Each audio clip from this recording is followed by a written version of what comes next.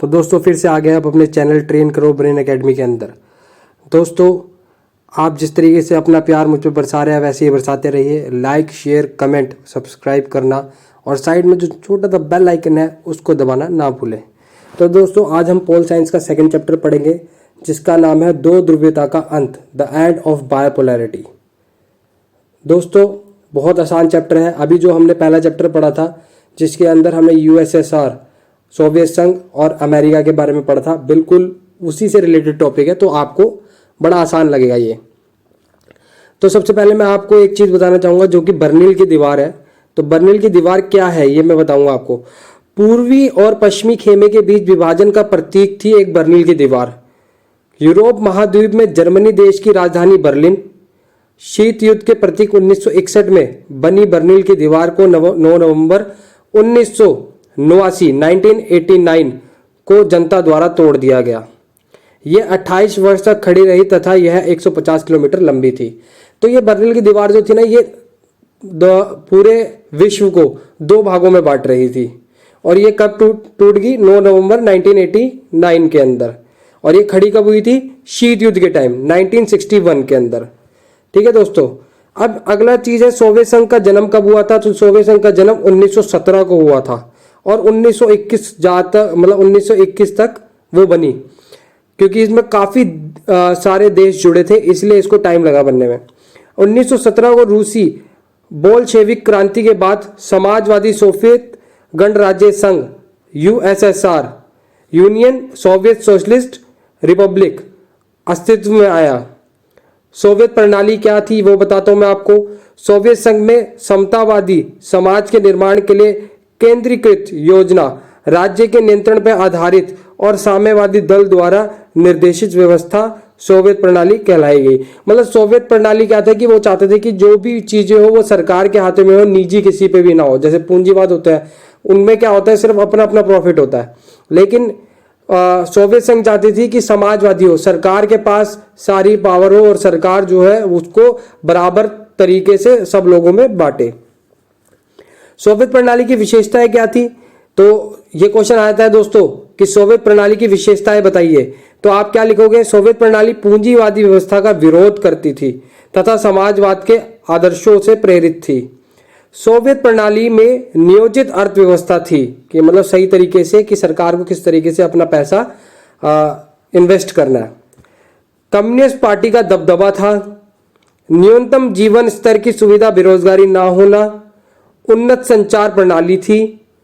मलकियत का प्रमुख रूप राज्य का स्वामित्व और उत्पादन के साधनों पर राज्य का नियंत्रण था। मतलब कि जैसे समझ लो, सपोज करो अब किसी की कोयले की खदान है तो उसकी पर्सनल है, वो चाहे तो आपको देगी चाहे तो नहीं देगी, ठीक है। लेकिन अगर वही सरकार की होती तो सबको बराबर का हिस्सा मिलता, ठीक है। दूसरी दुनिया के देश, अब हम जो पढ़ रहे थे उसके अंदर हमें यूएसएसआर और अमेरिका के बारे में पता चल रहा था, ठीक है। लेकिन क्या था कि इन सबको देखकर, अमेरिका और यूएसएसआर को देखकर दूसरी दुनिया के देश जो थे वो प्रभावित हो रहे थे इनकी प्रणाली से। पूर्वी यूरोप के देशों को समाजवादी प्रणाली की तर्ज पर ढाला गया था। इन्हें ही समाजवादी खेमे के देश या दूसरी दुनिया कहा गया है। अब मैं बताता हूं, एक बहुत मुख्य राजनीतिक नेता थे जिनका नाम है मिखाइल गोर्बाचेव। 1980 के दशक में मिखाइल गोर्बाचेव ने राजनीतिक सुधारों तथा लोकतंत्रीकरण को अपनाया। उन्होंने पूर्ण रचना व खुलापन के नाम से आर्थिक सुधार लागू करें। सोवियत संघ की समाप्ति की घोषणा कब हुई? 1991 में।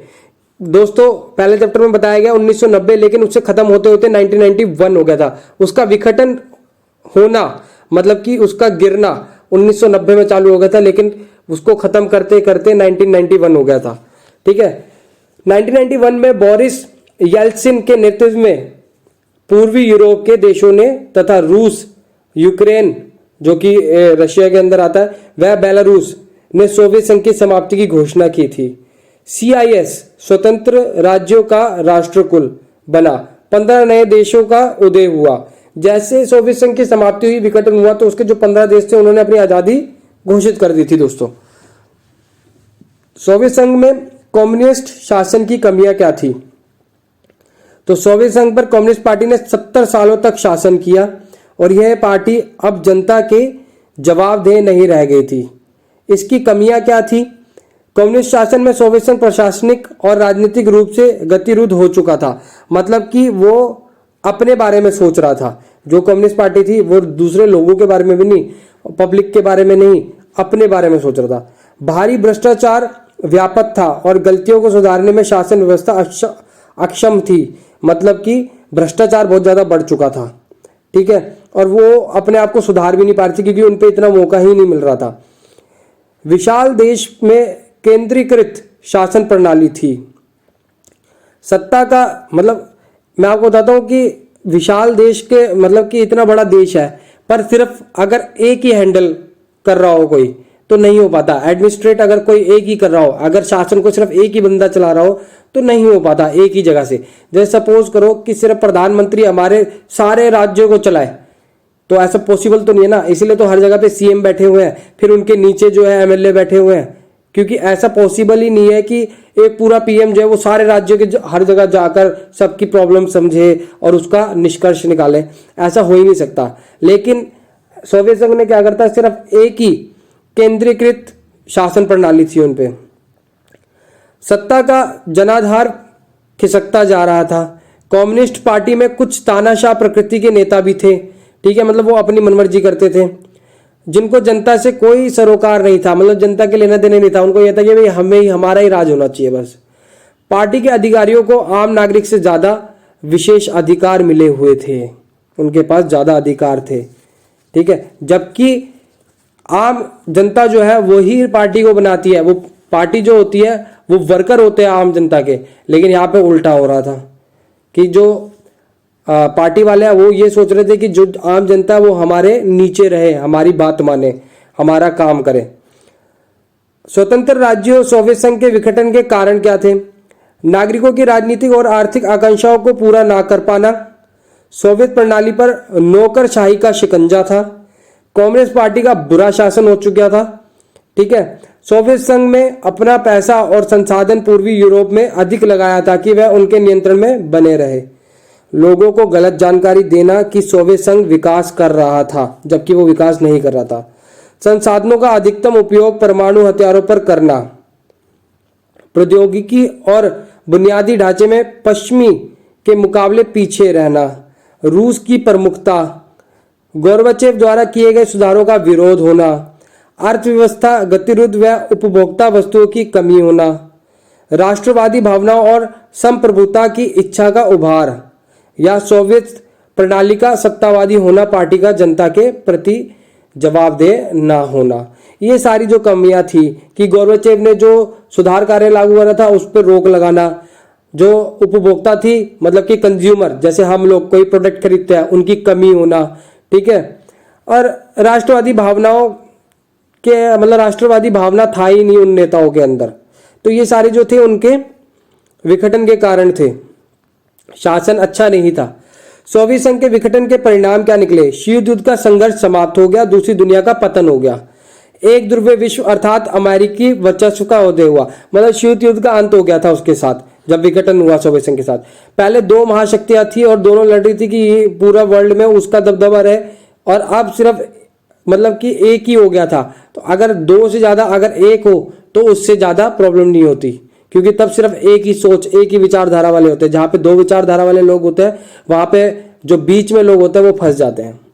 हथियारों की होड़ की समाप्ति हो चुकी थी, ठीक है, 15 नए देशों का उदय हुआ था। विश्व बैंक और अंतरराष्ट्रीय मुद्रा कोष जैसी संस्था ताकतवर देशों की सलाहकार बन गई थी। रूस सोवियत संघ का उत्तराधिकारी बना। विश्व राजनीतिक में शक्ति संबंध परिवर्तित हो गए। समाजवादी विचारधारा पे प्रशंसन या पूंजीवादी उदारवादी व्यवस्था का वर्चस्व हो गया था। शॉक थेरेपी को अपनाया गया।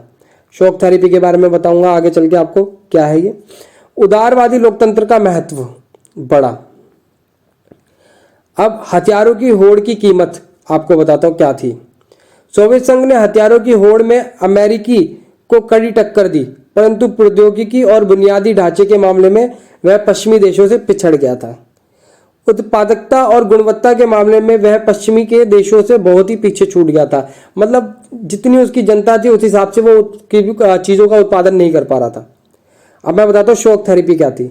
शॉक थेरेपी का अर्थ है आघात पहुंचाकर उपचार करना। मतलब कि साम्यवाद के पतन के बाद सोवियत संघ के गणराज्यों को विश्व बैंक और अंतर्राष्ट्रीय मुद्रा कोष द्वारा निर्देशित साम्यवाद से पूंजीवाद की ओर संक्रमण के मॉडल को अपनाने को कहा गया, जो कि मतलब ये था कि धीरे धीरे करके जो पिछड़े हुए देश थे उनको पैसा देना या फिर जिनके पास जमीन नहीं थी उनको जमीन देना। शॉक थेरेपी की विशेषताएं क्या थी? मलकियत का प्रमुख रूप निजी स्वामित्व, राज्य की संपदा का निजीकरण, सामूहिक फार्म को निजी फार्म में बदल दिया गया। मतलब जो जैसे आप समझो कि जिस पे सबका हक होता है, जैसे हम पार्क जाते हैं तो वहां पे कोई भी जा सकता है, ठीक है, किसी का पर्सनल नहीं है, ठीक है। ऐसे ही सबके जो सामूहिक फार्म थे उसका पर्सनल फार्म हो गया था। पूंजीवादी पद्धति से खेती की जाने लगी। मतलब जो पूंजीवाद लोग थे जिन पे पैसा होता था वो भी खेती करने लगे। मुक्त व्यापार व्यवस्था से को अपनाना, मतलब कि मुक्त व्यापार मतलब कि बाहर दूसरे देशों के साथ भी डीलिंग करना, अपने सामान का इंपोर्ट एक्सपोर्ट करना, आयात निर्यात करना। मुद्राओं की आपसी परिवर्तनीय मुद्रा मतलब कि करेंसी एक्सचेंज करना। पश्चिमी देशों की आर्थिक व्यवस्था से जुड़ाव, दूसरे जो वेस्टर्न देशों मतलब कंट्रीज थी उनके साथ अपनी इकोनॉमी को शेयर करना। पूंजीवाद के अतिरिक्त किसी भी वैकल्पिक व्यवस्था को स्वीकार नहीं किया गया। जो पूंजीवाद लोग थे जो वो अपने सजेशन देते थे उसको अपनाया नहीं गया। शॉक थेरेपी के परिणाम क्या निकले? दोस्तों शॉक थेरेपी ना ज़्यादा टाइम तक चली नहीं, तो इसके परिणाम मैं आपको बताता हूँ। अगर ये पूछा जाए तो किस तरीके से लिखना आपने। पूर्णतः असफल रूस का औद्योगिक ढांचा चरमरा गया, पहला पॉइंट ये हो गया आपका। दूसरा, रूसी मुद्रा रूबल में गिरावट, मतलब उनकी करेंसी की वैल्यू गिर गई थी। समाज कल्याण की पुरानी व्यवस्था नष्ट हो गई थी। सरकारी रियायत खत्म हो गई, ज्यादातर लोग गरीब हो गए थे। 90% उद्योग को निजी हाथों या कंपनियों को कम दामों में बेचा गया, जिसे इतिहास की सबसे बड़ी गराज सेल कहा गया। आर्थिक विषमता बढ़ी, खदानन संकट हो गया, माफिया वर्ग का उदय हुआ। माफिया मतलब कि अंडरवर्ल्ड का। अमीर और गरीब के बीच तीखा विभाजन हो गया। कमजोर संसद व राष्ट्रपति को अधिक शक्तियां, जिससे सत्तावादी राष्ट्रपति शासन चला सके। अब गराज सेल पूछा जाता है कि गराज सेल में क्या होता है।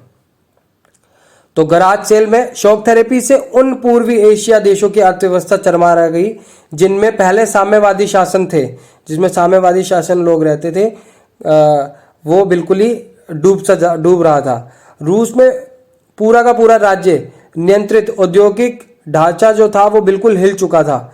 लगभग 90% उद्योग को निजी हाथों मतलब कि प्राइवेट कंपनी को सौंपना पड़ा।